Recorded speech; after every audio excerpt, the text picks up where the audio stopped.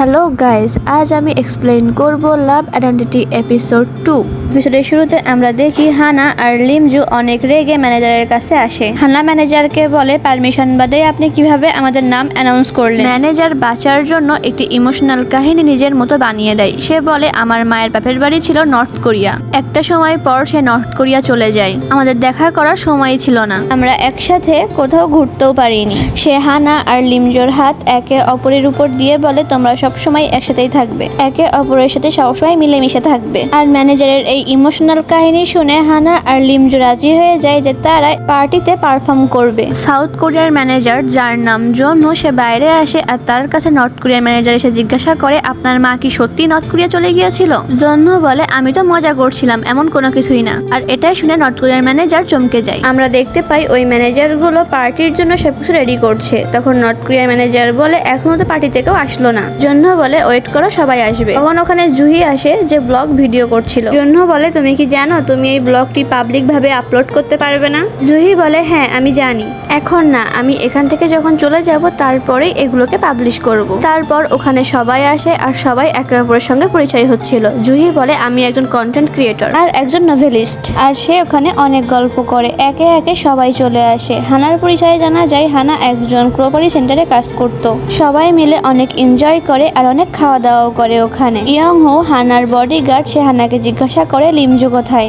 হানা বলে, আমি কিভাবে জানবো, আমি জানি না। ওখানে জোনহো খেয়াল করে যে ওখানে লিমজু নেই। তখন জোনহো লিমজুর ঘরে আসা দেখতে পাই লিমজু রেডি হয়ে বসে আছে। সে লিমজুকে বলে, তোমাকে দেখতে অনেক হ্যান্ডসাম লাগছে, চলো বাইরে যাই। লিমজু বলে, না আমি যাব না। তখন জোনহো বলে, হঠাৎ কি হলো? তুমি তো প্রথমে রাজি হয়ে গিয়েছিলে পারফর্ম করার জন্য। লিমজু বলে, হ্যাঁ, কিন্তু এখন আমার মুড চেঞ্জ হয়ে গিয়েছে। আর দেখো বাইরের সবাই কেমন, আমার মনে হয় না কেউ আমার পিয়ানো শুনবে। জোনহো বাইরের দিকে তাকায় আর দেখতে পাই সবাই নিজের মতো মজা করছে। তো সে দ্রুত পর্দা দিয়ে দেয় আর বলে, বাইরের লোকদের আমি সামলিয়ে নিব। লিমজু বাইরে চলে আসে আর এখন হানা আর লিমজু একসাথে পারফর্ম করার জন্য পাশাপাশি দাঁড়ায়। লিমজু হানাকে বলে, যদি তোমার কোনো ভুল হয়ে যায় তাহলে কোনো সমস্যা নেই, তুমি এখানে আরামসে বসতে পারো। হানা ভায়োলিন বাজায় আর তারপর লিমজু পিয়ানো বাজায়। সবাই তাদের পিয়ানো বাজানোকে অনেক এনজয় করছিল।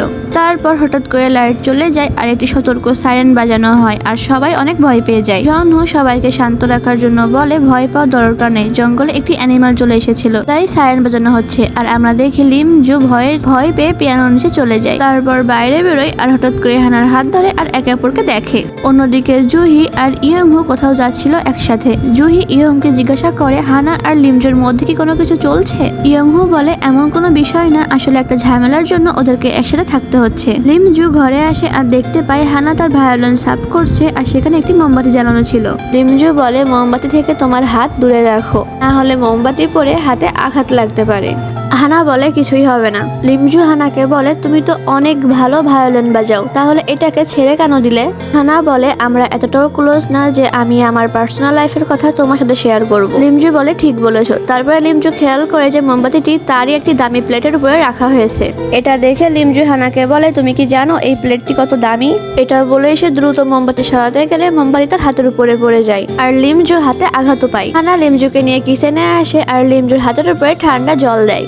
তারা একে অপরের ক্লোজ ছিল আর তখনই কারেন্ট চলে আসে। ওইদিকে জোনহো কারেন্ট ঠিক করছিল আর বলতে থাকে যে অ্যানিমেলটি মারা গিয়েছে, ওটাকে নর্থ কোরিয়ার লোকেরা না খেয়ে ফেলে, হয়তো এতক্ষণে খেয়েও ফেলেছে। ওইদিকে জঙ্গলে আমরা নর্থ কোরিয়ার ম্যানেজার আরেকটি লোককে দেখি। এই অ্যানিমেলটি মারা গিয়েছে, তারা সেই অ্যানিমেলের খোঁজে এসেছিল। নর্থ কোরিয়ার ম্যানেজার জকসুক বলে, আসলে এই অ্যানিমেলটি খেতে অনেক ভালো লাগে, কিন্তু এখন আমরা খেতে পারবো না, তাহলে সাউথ কোরিয়ার লোক নর্থ কোরিয়া সম্পর্কে অনেক খারাপ কিছু ভাবতে পারে। তখন তাদের কাছে সেই সাউথ কোরিয়ার ম্যানেজারের কল আসে আর জিজ্ঞাসা করে, অ্যানিমেলটির কি হলো? জকসুক বলে, তুমি চিন্তা করো না, অ্যানিমেলটিকে আমরা মাটি দিয়ে এসেছি। লিমজুকে দেখি যে তার জন্য কফি বানাচ্ছিল, কিন্তু তখনই তার অষ্টমে যাওয়ার প্রয়োজন ছিল। সে অষ্টমের সামনে এসে হানাকে বলে, তোমার আর কতক্ষণ লাগবে? হানা বলে, আমার বের হতে অনেক দেরি হবে, কিন্তু লিমজুর অনেক ইমার্জেন্সি ছিল, তাই সে ম্যানেজারের রুমে যাওয়ার জন্য বের হয়। জকসুক নামের একটি লোক লিমজুকে দেখতে পায় আর সে ভাবে লিমজু হয়তো অনেক রেগে আছে। জকসুক ভেতরে আসে আর জুনহোকে বলে, লিমজু হয়তো অনেক রেগে আছে। লিমজু ম্যানেজারের কাছে আসে আর জিজ্ঞাসা করে ওয়াশরুম কোথায়, তো ম্যানেজাররা ওয়াশরুমের ঠিকানা বলে দেয়। লিমজু বাইরে বের হয়ে এসে ম্যানেজারদের কাছে জিজ্ঞাসা করে আমার ওই মহিলার সঙ্গে কতদিন থাকতে হবে। জকসক বলে এটা তোমাদের মামলা, তাই তোমাদেরই এই ব্যাপারটা বুঝে নিতে হবে, কিন্তু তুমি আমাদের ওয়াশরুম ব্যবহার করতে পারো।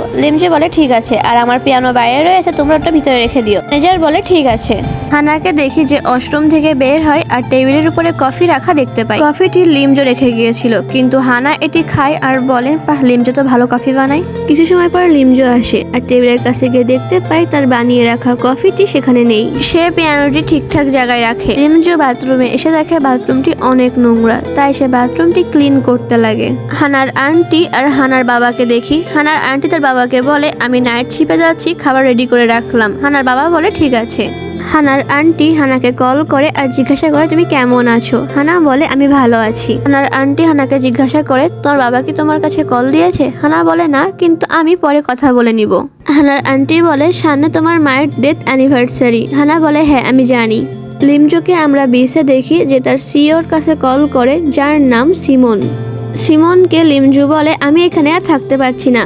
তখন সিমন বলে আমি তোমাকে যেতে বারণ করেছিলাম, কিন্তু তুমি জেদ করেছিলে যে তুমি ওখানেই যাবে, আর এখন তুমি বলছো চলে আসবে, এসব কিছু হবে না। লিমজু বলে কিন্তু আমি এখানে এই মেয়ের সঙ্গে থাকতে পারবো না। তখন সিমন বলে তুমি কোন মেয়ের কথা বলছো? কোনো মেয়ে না, তুমি ওখানে তোমার মতোই থাকো, আর আমি তোমার ফ্যানদের বলে দিয়েছি তুমি 1 বছরের জন্য ব্রেক নিয়েছো।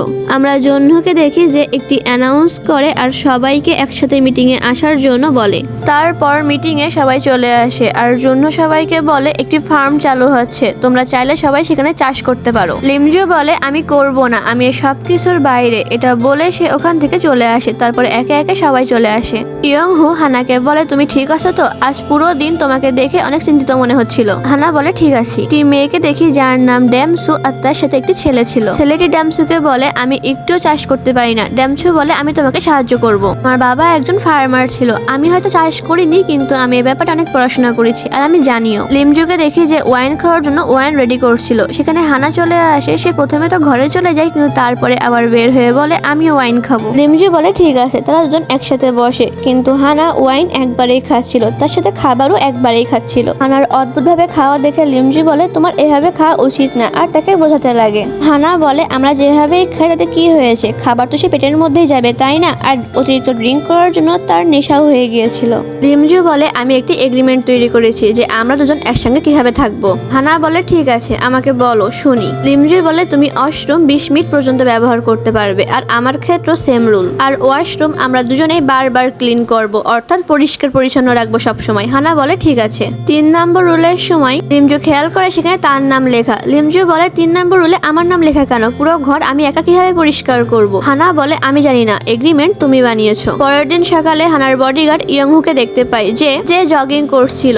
জুহির ঘরের সামনে এসে জুহিকে দেখতে পেয়ে সে হাই দেয়। জুহিও তাকে হ্যালো দেয় আর জিজ্ঞাসা করে আজ খাবার কোথায় দেবে। ইয়ংহু বলে সেটাই জানতে যাচ্ছি। ইয়ংহু যে হানার বাড়ির সামনে এসে হানাকে ডাক দেয় আর আমরা দেখতে পাই লিমজু সেই ডাকে উঠে পড়ে আর দেখতে পাই পাশে হানা শুয়ে রয়েছে। এটা দেখে লিমজু অনেক অবাক হয়ে যায়, অর্থাৎ তাদের মধ্যে কিছু একটা হয়েছে। আর এখানেই এই এপিসোডটি শেষ হয়ে যায়। পরে কি হবে দেখার জন্য চ্যানেলটিকে সাবস্ক্রাইব করো। Bye bye.